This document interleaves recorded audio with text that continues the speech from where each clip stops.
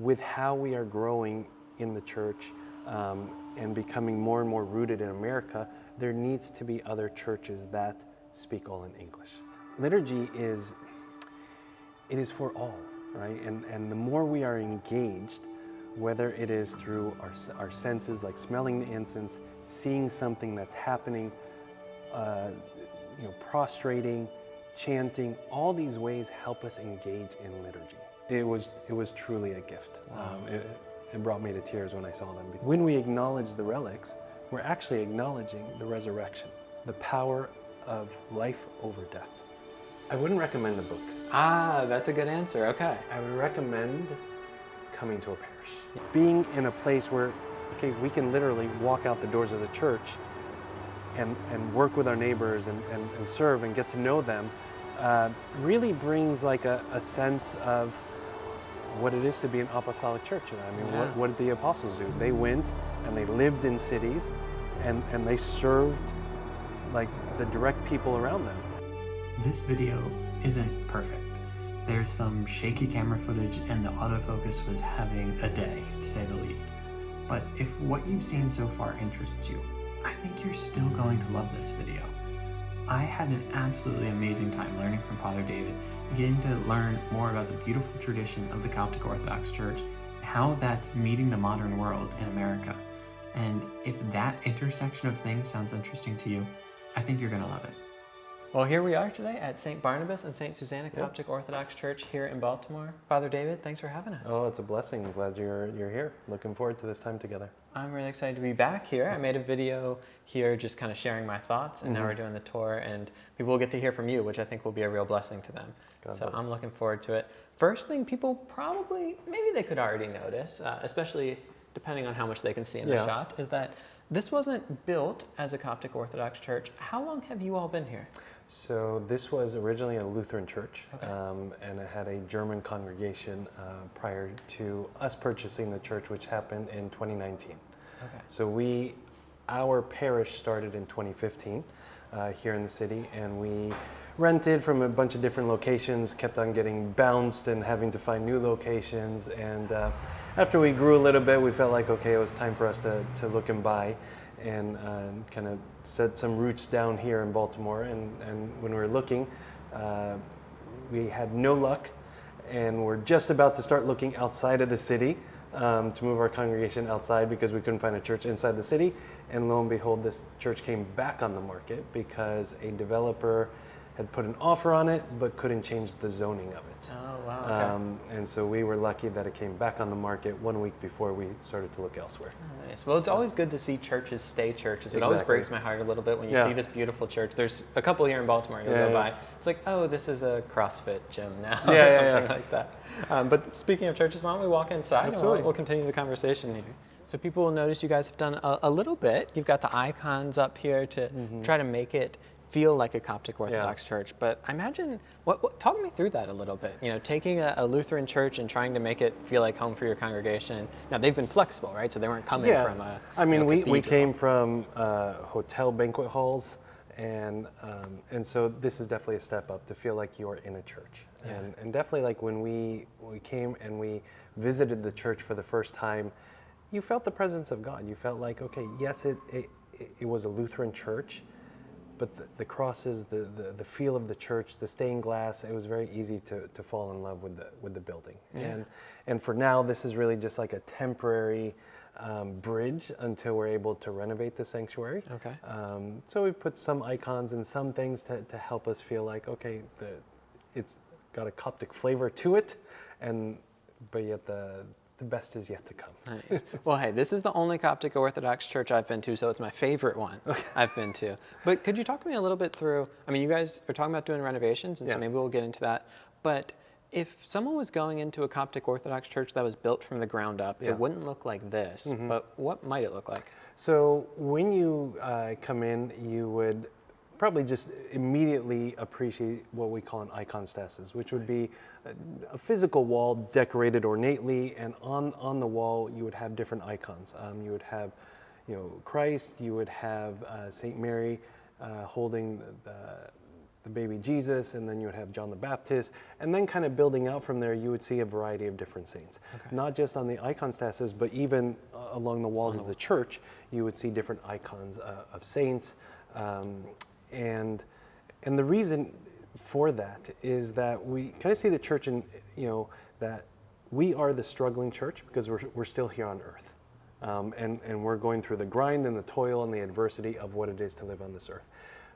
But when we surround ourselves with a cloud of saints, right, we call them the victorious church. Mm-hmm. And so they've finished their race, they have fought the good fight, and we see them as victorious. And so it's this communication between the victorious church and the struggling church. And so we intercede and say, okay, please remember us, help us in our struggle so that one day we would taste what you are tasting now. I love it. That makes a lot of sense. So is the goal that, is it icons all around? Is that the goal at some point? I can't imagine how much that costs, by the way. I'm sure you can, but that's got to be a big undertaking.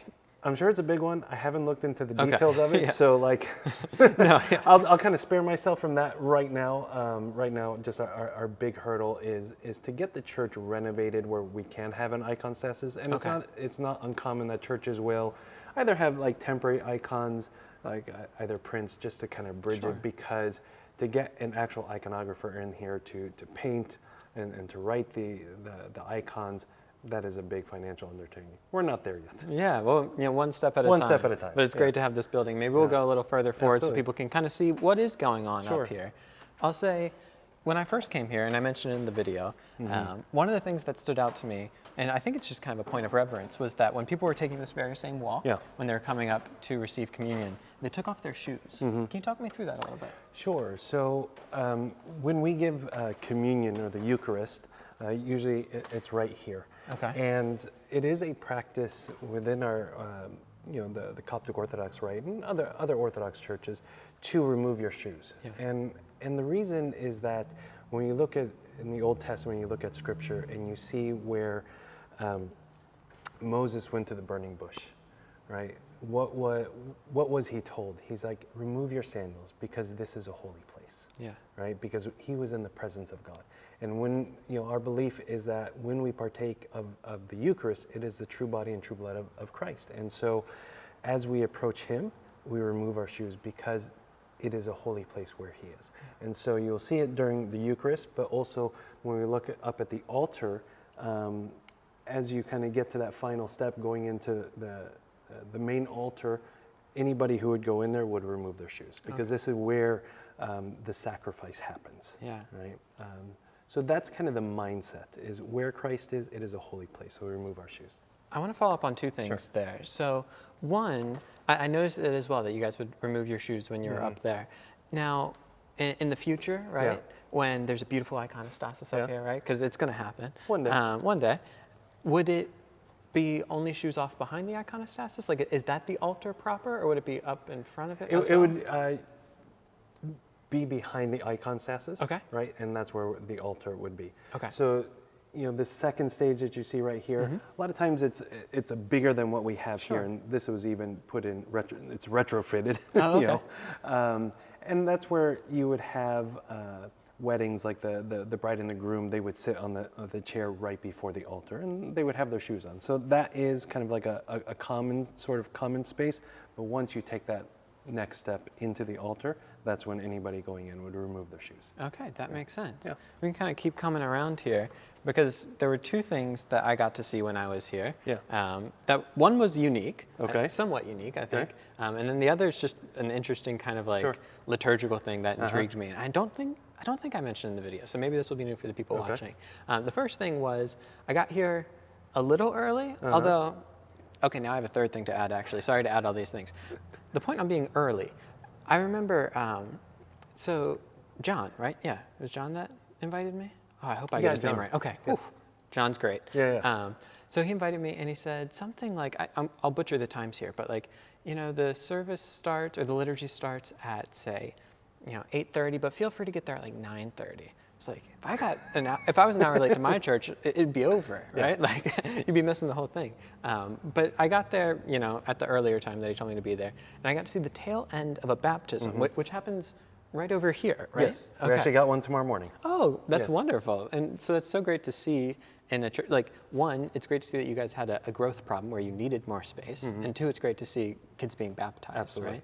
And so maybe talk to me a little bit about just the makeup of the church, because as you go into different churches, you know, some people, their experience of church will only be people with gray hair and the congregation won't be around in 20 years. Others, it seems like did I just stumble into a college party, right? But then I think another thing that is going to specifically be interesting to people about a Coptic Orthodox church, and eventually we'll break that down, but we'll just keep them curious for now, is everyone in here going to be like speaking Arabic or be Egyptian? How would you describe this church specifically? Not the whole Coptic church, but this one. All right. So I'll describe the breakdown of the church, and then I'll go back to your question about like when to arrive. Yeah. Okay. Yeah. Because that was the first question. So our congregation is, I think, plays a certain niche in this Maryland area. So we are not the only Coptic Orthodox church in this area. There's another church in Cooksville, and there's another church in Liturgical Heights. And for people who aren't familiar, we're talking 30, 40 minutes? Yeah, about maybe to the one in Cooksville, and then about 15, 20 minutes, or 15 minutes to the one in Liturgical Heights. We're unique in the sense that we are the only English-speaking parish in the area. The other two churches, one is primarily Arabic-speaking, and the other one is more traditional, where they pray in all three languages, which would be Arabic, Coptic, and English. And does anyone like speak Coptic, or is it a liturgical language? It is historically in Egypt, there was a time where it was the primary language. Okay. And then after you had the Arab conquest, they began to transition from Coptic, which was an indigenous language, to Arabic. Okay. And then because the government and everything functioned in Arabic, you had more people learning Arabic and less people learning Coptic. But around that time, the hymns of the church had developed, you know, both in Greek and Coptic, which is a bit of a story in itself. Sure. Okay. Yeah. But you had a transition from those languages to Arabic being the primary language. So there are people who can speak Coptic fluently and understand it as a language. They are the vast minority around. Most people learn Coptic for the sake of hymnology. Okay. And those who have done it well understand what, you know, the Coptic language means with respect to the hymn, like can kind of translate it because they focused on that element of it, if that makes sense. Yeah. So us being an English-speaking parish here, we kind of, we have a bit of a diversity in those who attend, where we have, families who have been born and raised and immigrated here, and I call them a bit of the backbone of the church because through their effort and toil, they help the church establish, here in the States. And many of them have kind of looked and said, okay, with how we are growing in the church and becoming more and more rooted in America, there needs to be other churches that speak all in English, right? Because you have second and third generations who are now really acculturated into America. And as they are growing and getting married, you see multi-ethnic marriages, and they need a place, right? They need a place. And so our church kind of serves as that place where they're able to come and understand what's being prayed. So it's important for us to play that niche because we complement what the other churches do, right? Our church cannot fill all the needs and the services in Maryland, for the Coptic community. So we play a niche and we complement what the other churches do. Yeah, absolutely. And I'll say, as someone who doesn't speak Arabic, right? Mm-hmm. It was very nice to be able to come in here and get it, to see it in the language. And I don't actually speak Arabic or understand. I was born and raised. I'm in good company. Yeah, exactly. So even if people here spoke to me in Arabic, I can have a basic conversation for about 5-10 minutes, and then once we get more detailed, I'm lost. So I was born and raised here. That's awesome. It seems like you were really intentional, I noticed. We've got the screen behind us here. Mm-hmm. I don't know if they've seen it on the camera, just a projection screen. But something I picked up on when I was here was anytime there was a word that wasn't translated, which was very rarely, but it might have been like Theotokos or something like that, you would have what it means underneath, or there'd be little explainers, which I just found so refreshing. It's intriguing to me because for my background, I grew up in a very the kind of seeker-sensitive, non-denominational megachurch thing, right? And so it was all like, let's make this make sense to the person on the outside.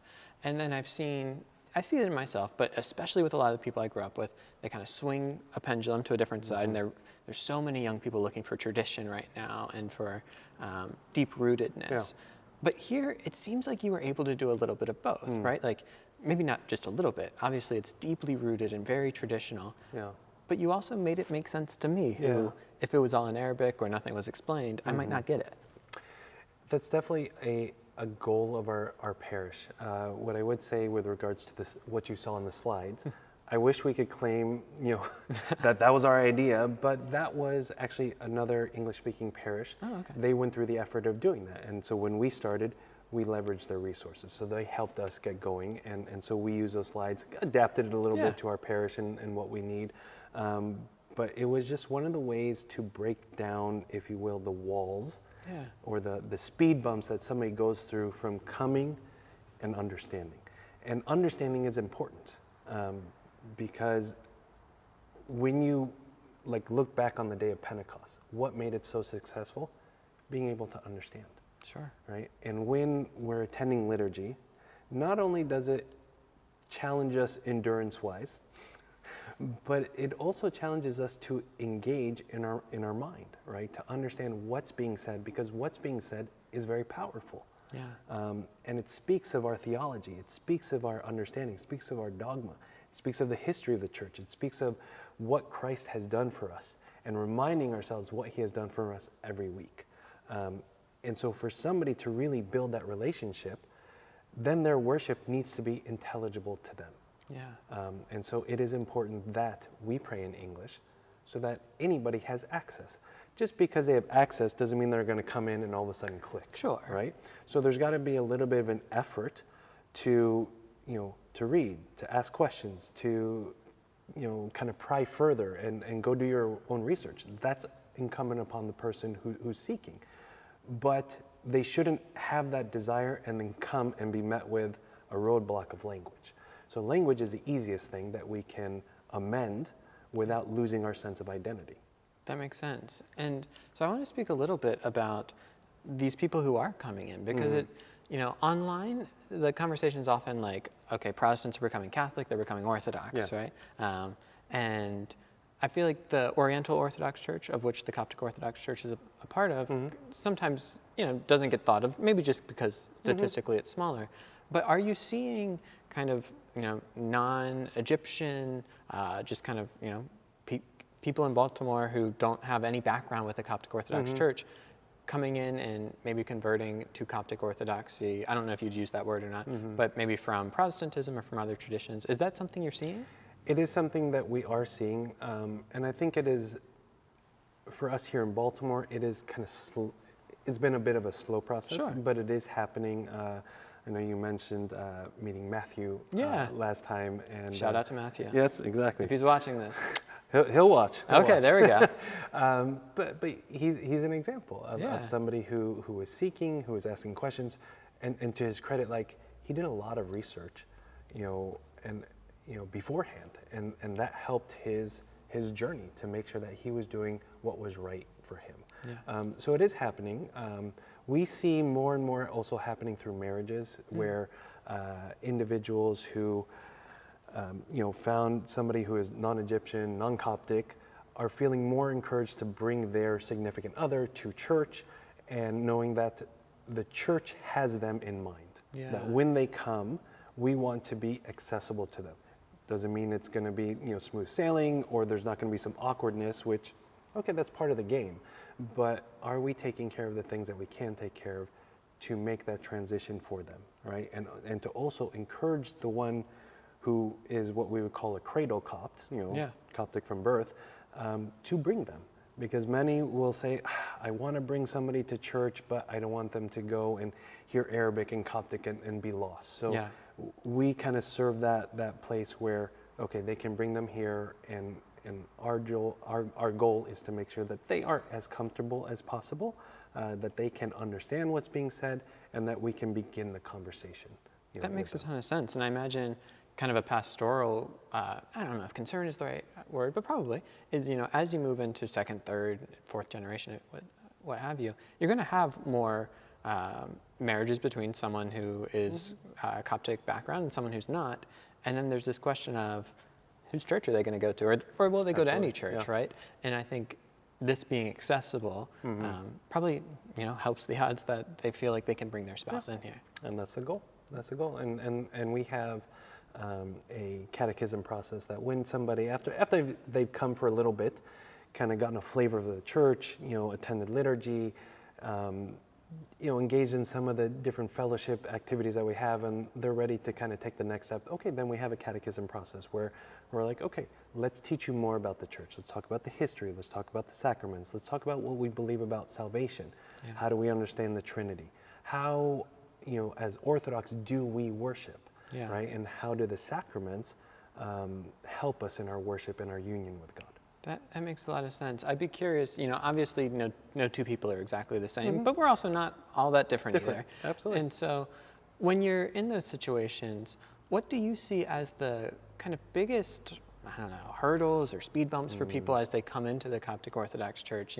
I'm imagining me, who is just a card-carrying theology nerd, right? Yeah. I'm thinking about things like Chalcedon or things like this, but I imagine that's not actually what happens on the ground level. Maybe I'm wrong, but we touch on Chalcedon. Sure. Okay, but even with Chalcedon in the picture, our goal is to introduce them to orthodoxy. Yeah. Right, and there's something beautiful within orthodoxy where there is a common denominator among all the Orthodox churches. And I'm talking about Oriental and Eastern. That's what I was going to ask. Okay.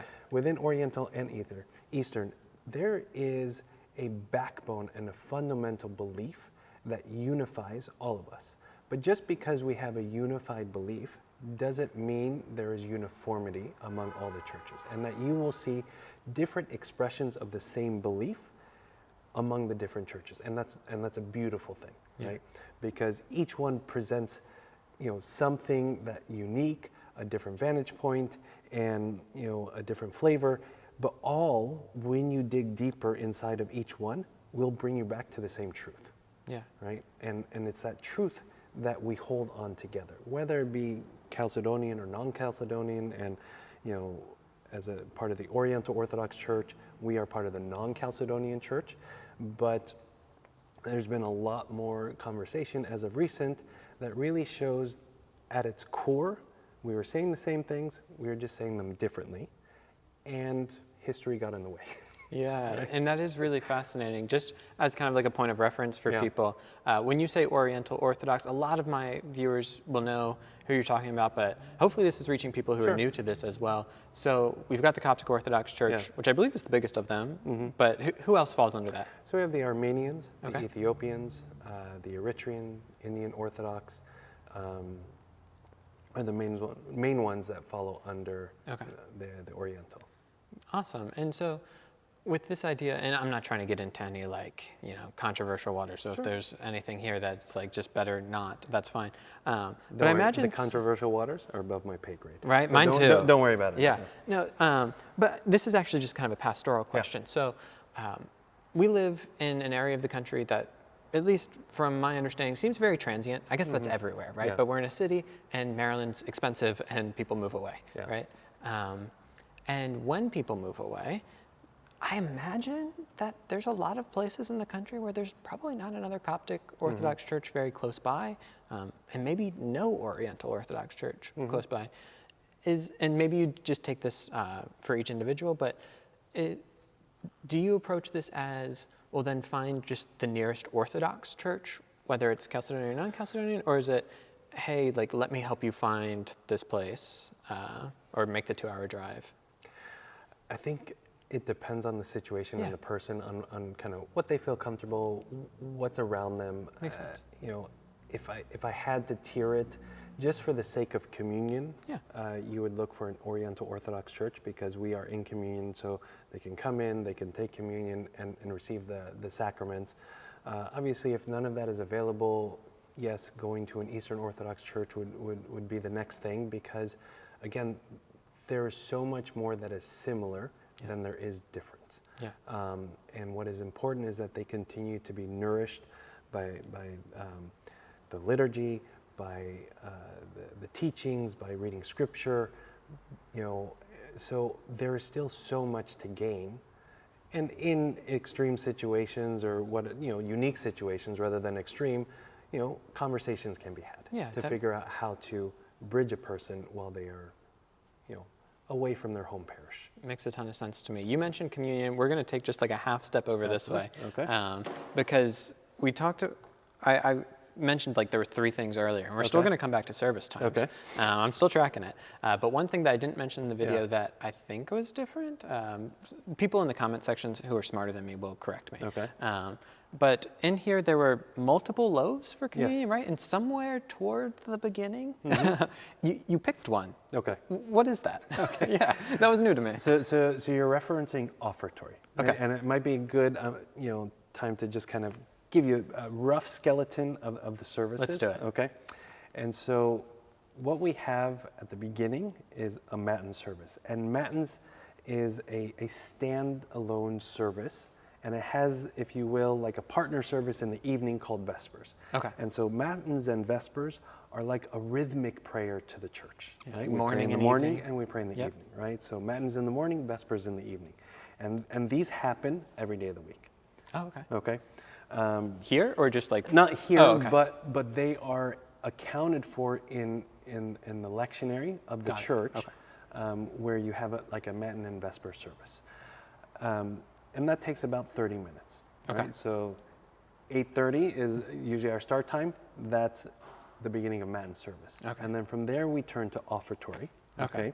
And offertory, again, like with some of the other prayers that are included with that, is about a 20-minute process. Okay. Okay. And then that takes us into the liturgy of the word, which is Okay. right around 9:30, which is where we told you to come. All right. All right. Because you would be attending the beginning of the liturgical service. So there's kind of multiple services There's within multiple the service. services, and we're not going to break it down every time Right. and overwhelm you with okay, there's matins, there's offertories, there's liturgy of the word, and then liturgy of the faithful, and then communion. You're going to need extra pages in the Exactly. bulletin. You're So going I'm to just kill all gonna the tell trees. you, It's going to be a problem. Hey, come at 9:30, and then when we go through catechism, I'll explain everything else. Okay. Right. So when we tell you to come at 9:30, we're not telling you to come late. We're just telling you to come at the beginning of the liturgy. That makes sense. And so that kind of answers that question. And while you would see the Orthodox faithful kind of strolling in, I wouldn't say that is the most ideal, thing, but it is a 2.5-hour service, and we're in the city, we don't have a parking lot. There's a lot of factors that go into that, and I'm not trying to make excuses. This is just, the way life is. Yeah. All of us need to be challenging ourselves to come early and come and attend. So for the Orthodox faithful, you'd say they should be at the whole thing, not just, I'm not calling anyone out. We're not calling anybody out. But in the ideal situation, when the kids aren't sick, when the kids aren't being kids. Yeah. And we need to come because really when we're attending offertory, for example, and what you saw was that there were many loaves in here, and then leavened also loaves, real loaves. Yes, and then we had somebody, one of the chanters, holding a current of wine here, and another one on this side holding water. Okay. And what we're doing is, this is the gift of the people, right? And we're offering these gifts to the Lord. Okay. And He is going to choose one, and that one will become the true body and the true blood of Jesus Christ. Okay. Right? And so we are offering our gifts, and He is choosing, and He is taking the gift, and He is making it perfect. Because in our belief that this is truly the body of Christ, Christ was perfect. Yeah. And so He is taking the lamb, the offering, and He will perfect it on the altar by turning it into His true body. Okay. And then taking the wine and the water, and as we mix those through the course of the liturgy, they become the true blood of Christ. Okay, right? that makes sense. So that was what we were doing in offertory. And then, if I recall correctly, maybe I could be getting this mixed up, but was there like blessed bread at the end? Was that the other loaves when we went downstairs? So the remaining loaves that were in here that weren't chosen, they're given to the people as a blessing bread. Okay, that makes sense. Yeah. I think people have probably been looking at these behind us. We'll come over so that they can get a little better view. Sure. But we've got some icons up here. Yeah. I'll be honest. So familiar, unfamiliar to me. Okay. But generally speaking, Coptic Orthodox icons, are they going to look like more or less like Eastern Orthodox icons? Do you sometimes have a little different? Like I know Ethiopian sometimes have like, I don't have a good word to describe it. Mm-hmm. Eliza was the art major until she wasn't, but I've never been an art major. Mm-hmm. But I don't know, like rounder faces and all of that. They're fun to me. Yeah. But is the Coptic style generally like pretty similar? I think you're going to find, again, similarities, but then a uniqueness to the flavor of the Orthodox, of the individual Orthodox church. Okay. So you will find, like within Coptic Orthodoxy, you will find different artists have a slightly different way of painting. Okay. And when you're exposed to it enough, you will say, oh, that's a unique Coptic icon. That's a unique Coptic icon. And this Coptic iconographer has their own style. So even within the Coptic Orthodox Church, you'll see that different iconographers have their own different flavor and gifts and ability, and they bring something beautiful to the church. And when you're exposed, you'll still be able to identify, this seems Coptic, right? Though the author has, expressed it in a unique way to them. Okay. Right? And I think the same can probably be said among all the Orthodox churches, though iconography is not like my strong suit. Yeah. But when you look at like Eastern Orthodox, you can kind of look and be like, okay, it's got the gold leaf all around, and really what you just see is the picture of the person, right? So I think every Orthodox church, and their individual, has their individual flavor to the iconography. But again, you'll see similarities across the board. Okay. So that makes sense to me. Like you got Russian, Byzantine, all these different kinds of icons. So we've got Theotokos and Christ here. We've got Christ over here, which is thematic, right? Because this is where you got, well, maybe not entirely thematic, but this is where you guys do the liturgy of the word from, right? Or you read from. So these are where the readings are read from during the liturgy of the word. Okay, makes sense. Okay. And would it always be like you'd read from the side Christ is on, or is that just how it works? No, that's just how it works functionally for us right now. Okay, makes sense. Yeah. This icon was unique to me. I don't know if, is this an icon that's common to the tradition? Or, that's Christ, and we've got angels, presumably? Yeah, so what you will see in most Coptic churches that they will have the Pantocrator in the back of the altar. Okay. Oh, okay. I'm familiar with the term. I guess it's just a unique take on it. Yeah, the creator of the word, right? And so, I think everyone will have, every iconographer will kind of add certain elements to it, but you'll see the angels around, okay?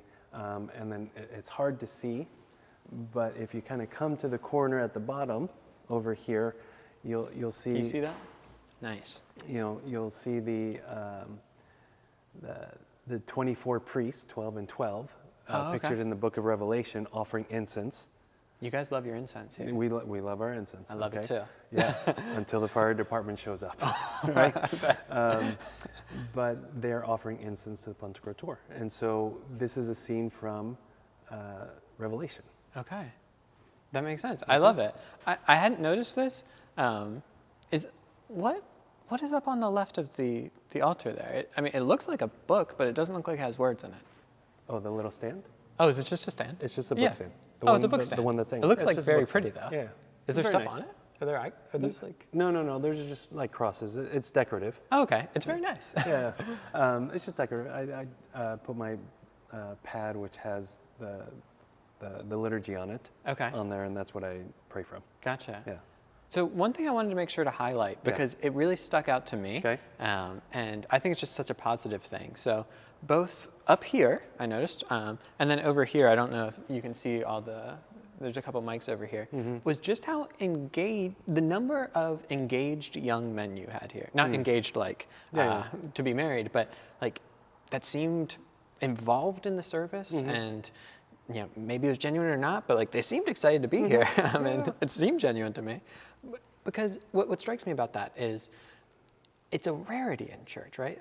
General church demographics in the U.S. skew more female than male, but within the space I'm in and the kind of surge of people going into the Orthodox or Catholic churches, it does seem that there's a certain like restlessness among men my age who are looking for something deeper, some type of meaning. And I mean, it seems like there's people finding that here. But could you talk a little bit just about the involvement of people in the service? Both, you had a bunch of chanters, and then it struck me just how many were, like, I guess it's like some low-level type of deacon, right, that are involved? Or, well, there's a lot of people involved. Talk me through it. That was a long question. Sure.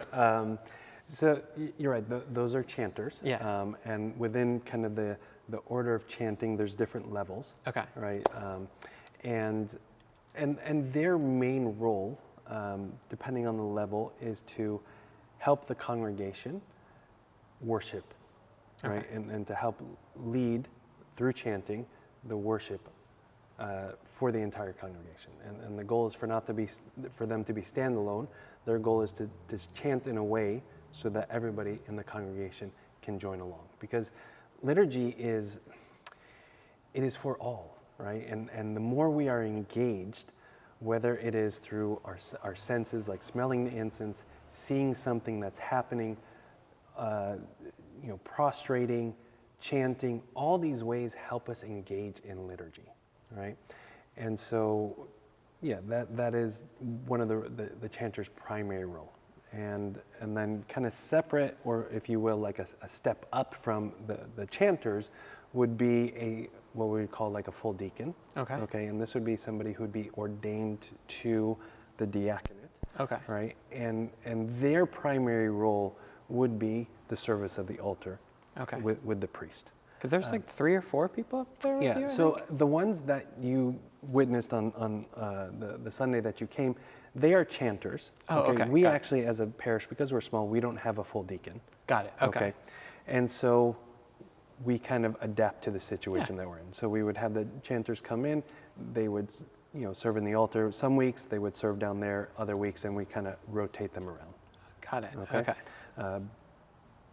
But yeah, normally, like if you had a full deacon, they would be serving in the altar. Okay, gotcha. It was just striking to me how many people were involved, which is refreshing again to me, because I think one thing that I would hear growing up, like in the kind of Protestant non-denominational church that I grew up in, their church is built on volunteers, and it's a huge production, right? Yeah. And I think looking out from that, when that's your kind of point of reference, you would see what looked like more kind of passive participation in more traditional churches, right? So you'd have one priest, he ran the show, and maybe that was it. Yeah. And I think some people would see that and be like, oh man, like I feel like I'd be losing something, that involvement. And not that it's, the same thing per se, but it was just great to see the level of involvement in the liturgy. That was interesting to me. I mean, liturgy requires the people. Yeah. Right, because it's for the people. And actually the word liturgy, like back when I was studying, the way that it was explained to me was something beautiful, because it's called the work of the people. But in actuality, it is, it was understood back in the day as like a city official, okay, who is high up, if you will, coming to do something for the people. Okay. Right? And in the same way, what we have is the Lord coming to do something for us. Yeah. Because he is taking the offering that we have, or that we bring forth, and he is changing it to his body and his blood, and then giving it back to us so that we would have union with him, right? So he's doing the work of transformation, and he's inviting us to participate in it. And so it's, if you will, like a symphony of people coming together who want to be together, right? Yeah. A desire for union. Right, and really a desire for communion, which is us uniting with the Lord. I love that. But we cannot do it without him, right? Because he comes and through his Holy Spirit descending upon the bread and the wine that we bring forth, he transforms it into true body and to true blood. So he's doing a work and offering the gift to us. So I noticed this when I came in, actually, the first time. You have, and it was refreshing to me in a way, because as I count, I think, yes, we've got, well, maybe you wouldn't call them different, but 3 different traditions represented here in a way. So we've got Father Alexander Schmemann for the Life of the World. Incredible book. Everyone should read it. Absolutely. Who, Eastern Orthodox, but I guess still kind of within the larger Orthodox tradition. You've got Henry Nouwen, Catholic priest here. Yeah. And then you've got, is it Father Matthew? Father Matthew. Yeah, I've heard about him. Haven't read his stuff, but it comes highly recommended. So you've got kind of Oriental Orthodox, Eastern Orthodox, Catholic here. I'm not trying to make like a big point of this. Yeah. I just found it interesting that you have all of these resources available. Yeah, how'd you pick them? Did you pick them? I actually don't pick them. Oh, okay. We have somebody who looks after the book table and kind of replenishes in time. And, I think with regards to books, there is so much for us to learn from. Yeah. Right? In all the different traditions. Everybody has something to offer. Yeah. And so while we pick books, like we appreciate that, we read them and we have to kind of like go through with a little bit of filter because in every book you're going to find things you like and things you don't like, right? But that doesn't mean you throw out the baby with the bathwater, right? Yeah. So you have to like look through and take, because everything in life, when you look at it, is sacred and we can learn from it. Yeah. And so there are beautiful things like, Henry Nouwen's book, The Prodigal Son. We did it during our Lent book study. Oh, okay. He's phenomenal. I absolutely love the book, Yeah. right? For the Life of the World, this is going to challenge you to think and think and think, right? But it's still a beautiful book. And then, If You Love Me by Father Matthew the Poor, this is so much about like serving and the spirit in which we serve with. So there's so much that we can learn from every book, and there's no one tradition that captures it all. Yeah. And so we need to challenge ourselves to drink. Yeah. Right. But part of drinking is also having educated ourselves, so that while we're drinking, when we're like, oh, this water's kind of a little bit bitter, let me not drink. Right. To be able to decipher like what is good and what is not healthy for me. That makes sense. I was going to ask you this at the end, but now I'm going to ask it now because we're standing at the book table. I walked away so intrigued after the liturgy here, and I think I just put something up on my YouTube page of like, hey, it was in the video actually. I said, I've read all of 0 books specifically dedicated to Coptic Orthodoxy. And I had my bookshelf up there with all the Orthodox, all the Catholic books, right? And I've rectified that since. Currently reading a book by Pope Shenouda.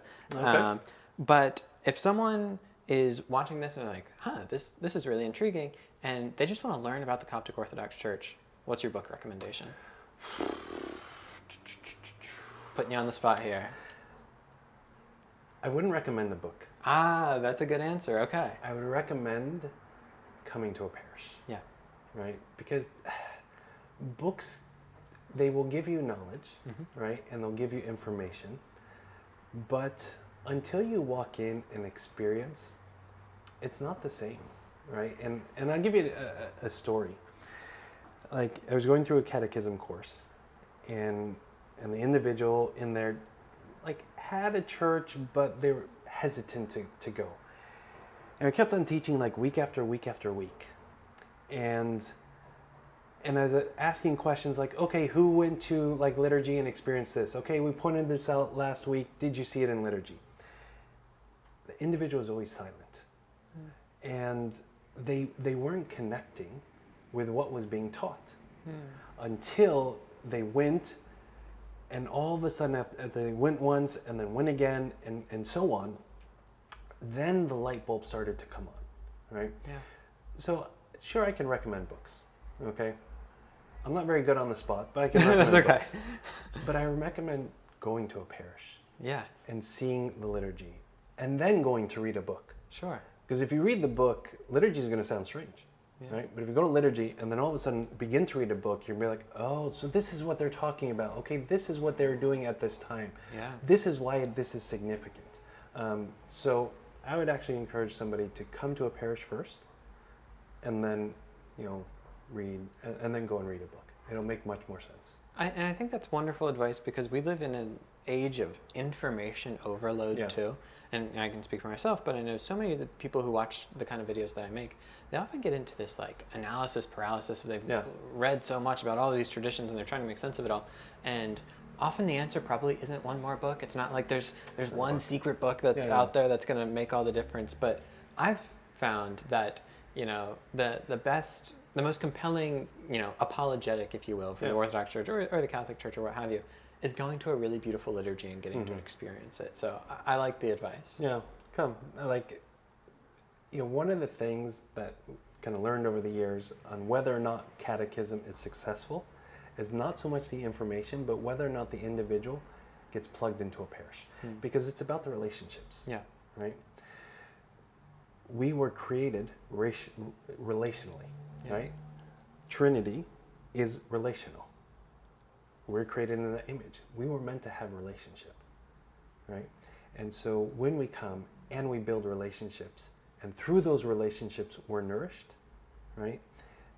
Then we build this, you know, beautiful relationship with Christ, you know, first. So I strongly encourage coming. You know, you can read general things online, right? But online is like a black hole. Yeah, right? I mean, there's like videos like this, and it's a black hole. Exactly. like I mean, you can get lost. You really can. Yeah. But at its core, we're human beings. We desire relationship. We desire fellowship, and it is one of the strongest things that will help us attach to a church and ultimately to Christ. I love it. Thank you so much. We're going to keep walking around. Okay. These are our two patron saints. St. Barnabas from the Book of Acts. And it's only one of its kind. And I love the story of St. Barnabas, and the reason why we chose him as our patron saint, because he's the son of encouragement. And everybody who comes to church needs encouragement. It is a way that we love each other. And if you notice in the icon, there's two smaller figures in the background, which is St. Mark and St. Paul.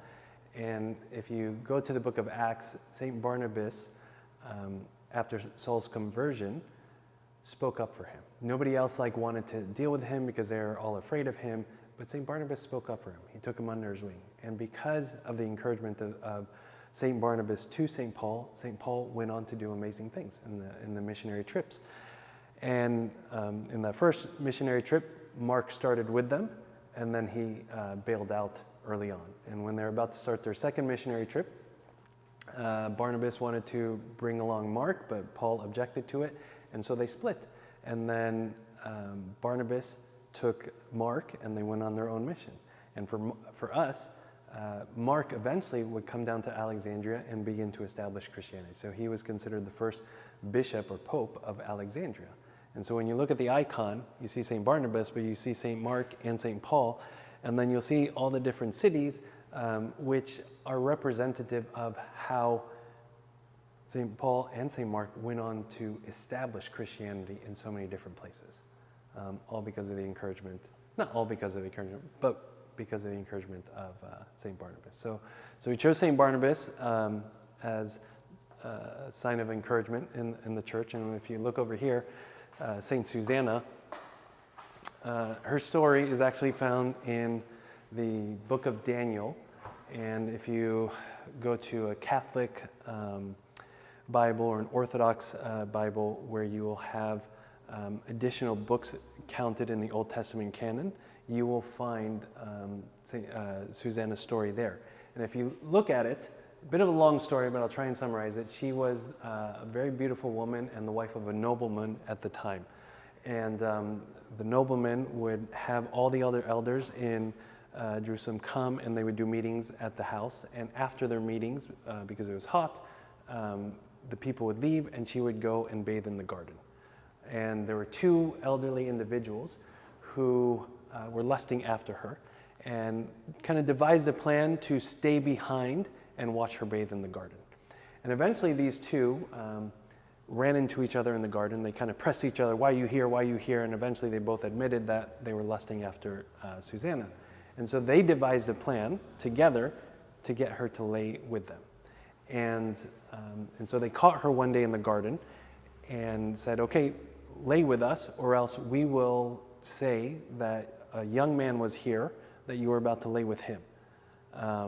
And Susanna was kind of caught in a bind, and she said, well, I would rather not sin before God than to fall into your hands. And so she screamed, and kind of the whole situation unraveled, and Susanna was put on trial because these two elderly men said that they found a young man in the garden who was laying with her, but he ran off. We couldn't hold him because he was much stronger than us. So Susanna was put on trial. That was her story, and she was condemned to death.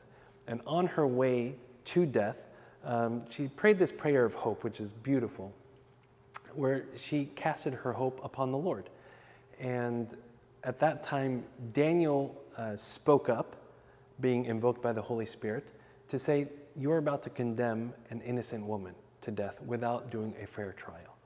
Split the older men, and I will interrogate them separately.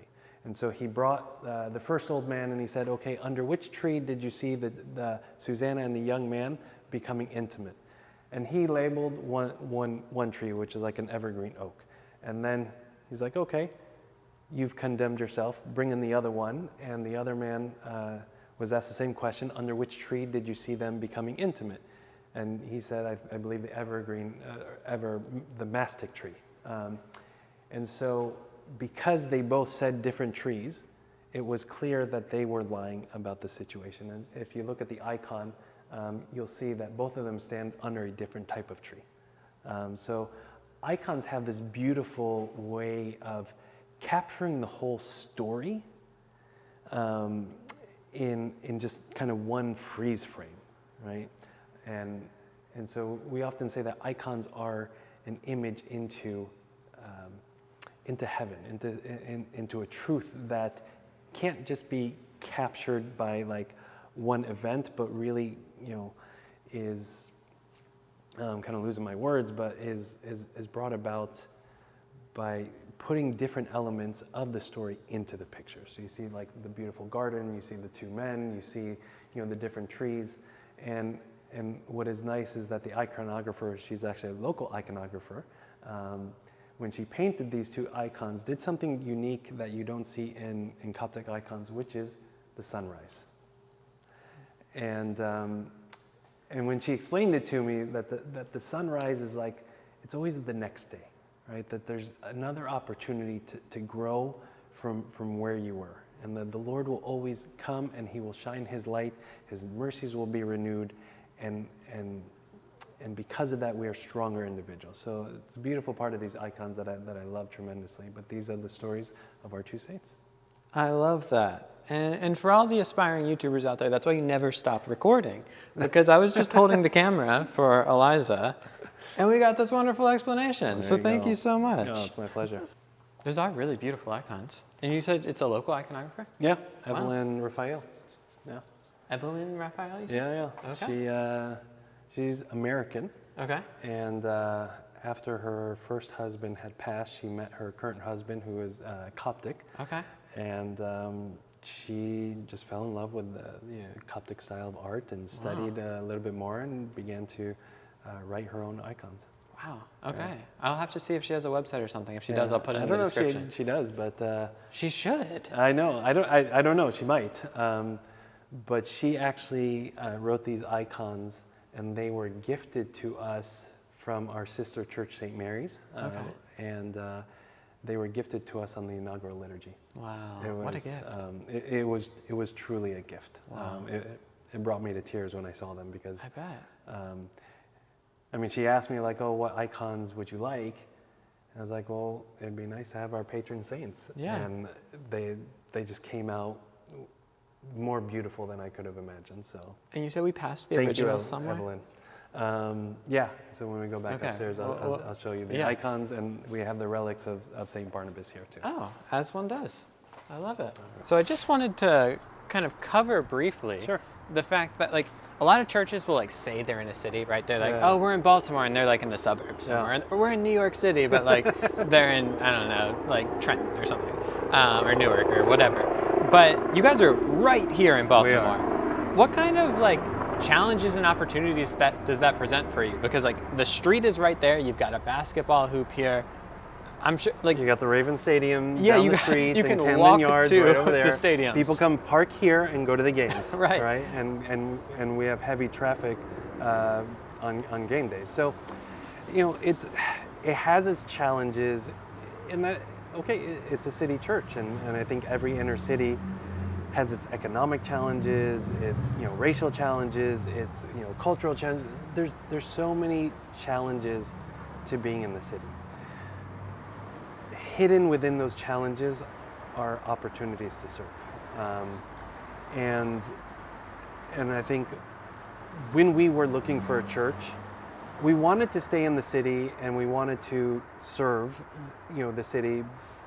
But I have to be honest, like, we had no idea what we were getting ourselves into. Sure. Right, and the idea of serving has grown, has evolved, and God is continuing to show us and different ways that we can serve and challenge us to grow in our services, and for us to find the Sharpley Knoll area in Fed Hill, it was a blessing, because we've gotten to know so many of our neighbors, like from the community, built relationships with them. We do a monthly meal service where we're delivering 50 meals to the neighborhood, and we have community members coming in. We have partnerships from different organizations that help us get the food there, and then we pack it together and we go and deliver, and we check on our neighbors, see if anything is needed. Can we pray with you?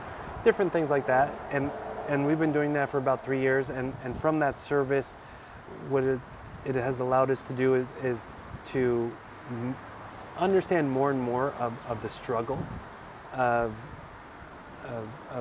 the neighborhood and what people are going through, and it's kind of led to other services where we started when students were finally going to go back to school after COVID. We said, okay, well, let's just do like a school supply drive, and now we've done 3 school supply drives every year, and it's grown since then. So getting to know them and really feeling like, okay, we're a neighborhood, like we're a community together. There's not like, okay, we're the church on the corner and you're the neighborhood. It's like we're the church in the neighborhood. Yeah. Right. And that's important, because we met a lot of great people and individuals, amazing people who have been doing service and to this community long before we showed up. I always say, like, we're the new kids on the block, and we're just trying to fit in and be an active member of the neighborhood, and that has continued to grow, and it grew to the point where now we have churches that come and serve with us, and I love that. That help us in the different services that we do. And the very first mission trip that we had 3 years ago, we had 2 of them back to back, and they were our guinea pigs. They were actually sleeping inside the church. Oh, okay. Commitment. Yeah, they're sleeping inside the church. And after the second one left, they pointed to us and they said, like, this townhome, it's for sale. And in all honesty, like, we knew it was for sale. It looks a little more comfortable. We knew it was for sale for almost 8 months. Okay. And we looked at it, but we didn't have a vision for it. Sure. And so we said, okay, let's just hold off on it. And then they said, like, it's for sale and you guys should buy it and turn it into a mission center. And we're like, oh, okay, that's an idea we didn't have before. And by God's grace, like, a generous individual came forward and said, look, I'm going to give you $150 towards the purchase of the home. And that's $150,000. $150,000, okay. And we were able to raise the other half, and we were able to purchase it and pay it off in full. We actually still have a mortgage on the church, but we're paid off on the townhome, which has been a blessing. And now we've been able to house more and more mission trips. This year alone, probably by the end of the year, we will have had 10 mission trips coming. Incredible. And we have had one church from Canada. We have New Jersey and Pennsylvania and Virginia. So different churches are coming to serve along with us, which helps us. It encourages us. But also, like, we're a small community. We need the extra manpower at times to do different things. So it's been a blessing.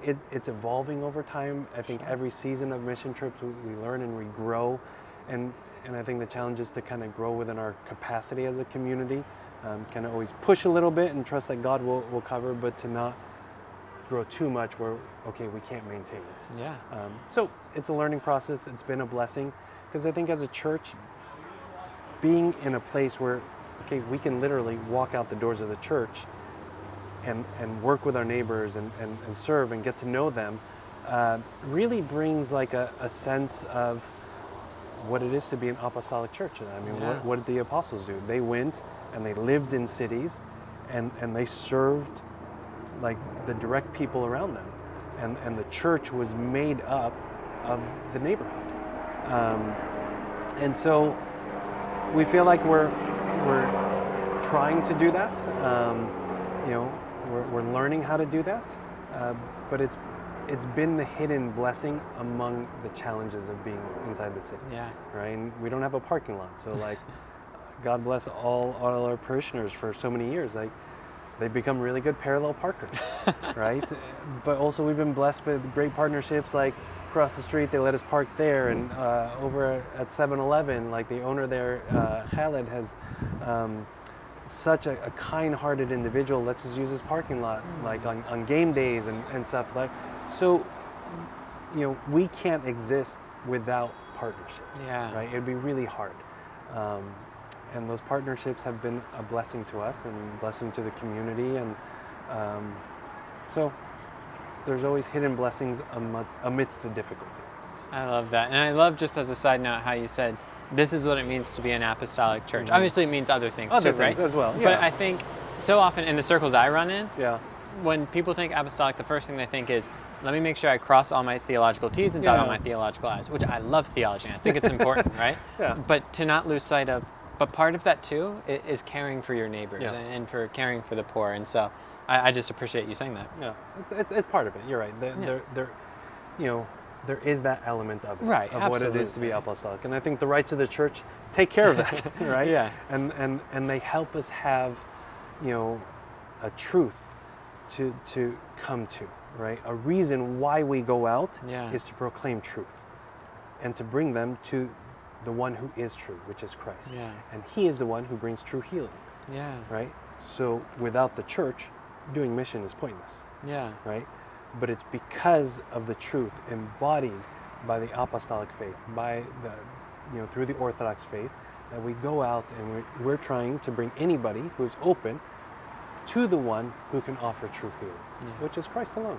And I think far too often it's an either or, right? It's like you can either have a church that cares for the poor, or you can have a church that cares about doctrine, right? Yeah. But to have both, I think, is so important. And you need both. Yeah. Right? Because what did Christ do? He cared for the poor. He went out to the outcasts. That's what he did. And then he said, you go and do it too.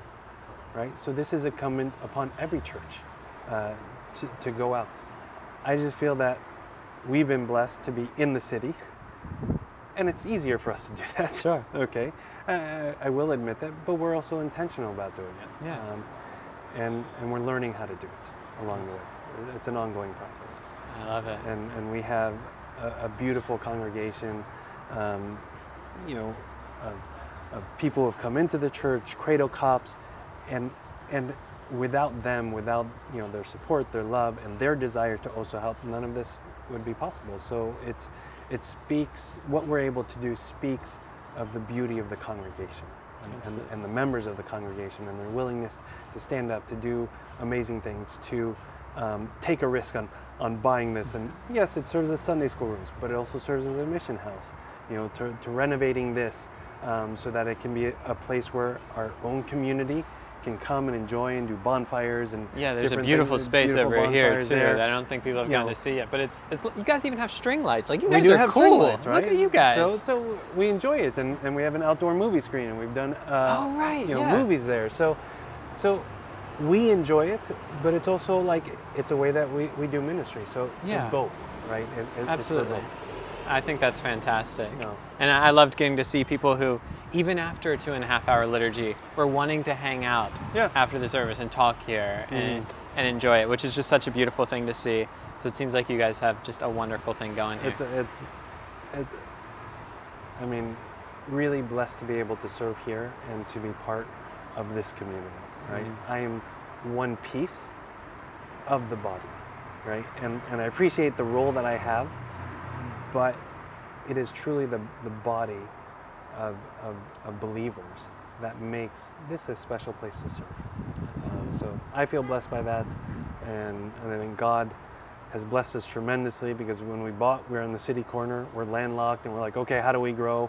And he opened up this, and he opened up, you know, Susanna's house, which is what we call the mission house. And so it's been one blessing after another, and God is continuing to take us on a journey. I just hope we have the courage to follow. I love it. Well, thank you so much. We'll head back in. Okay. So these are the originals. Wow, that's beautiful. And then this is a relic of St. Barnabas, and inside, it's like a wooden case, and inside the wooden case there's a tube, and inside the tube there's a little container, and it has a little chip of the bone of St. Barnabas. Wow. And the reason why relics are important to us is because they are an example of Christ's resurrection, in the sense that there are many stories within the church and many examples where miracles have happened because of relics, because of the bodies of those who worship God, who really pursued him with all their heart. God has done miracles through them, both while they were living and also after they passed. And so even while somebody has died, there is a power through their relic, right? And that power over death is another example of the resurrection. So it's not that we are in awe of the actual chip of bone, but we are looking and saying, through this individual, St. Barnabas, or any other saint, God is continuing to work, and he is doing miracles through something that, by our standards, is dead, but yet there is a power that comes from it. So when we acknowledge the relics, we're actually acknowledging the resurrection, the power of life over death. Any individual can come, put a candle, say a prayer before St. Barnabas, St. Susanna, and we ask the saints who are the victorious church to intercede, to pray along with us, to help us in our daily struggles. So these are our saints. This has been such an absolute pleasure. Thank you so much for your time. So once again, we're here at St. Barnabas and St. Susanna Coptic Orthodox Church here in Baltimore. And if people want to come visit, they absolutely should. Please do. We'd love to have anybody and everybody. Feel free to come at 9:30. Right? You're not missing. But we understand, okay, it's a long liturgy, and that's maybe something you need to grow into. So, we encourage people to come at 9:30 or join us for any of the services, which you can see online at our website, sbsschurch.org. And you can also get in contact with me through the website and learn about us. But we're open to having anybody who's interested in Orthodoxy or just wants to grow in their relationship with God. Please come and see us. Awesome. And if they've made it through this long of a video, they can make it through that long of a liturgy. Thanks everyone so much for watching this. Really appreciate it. And we'll catch you next time.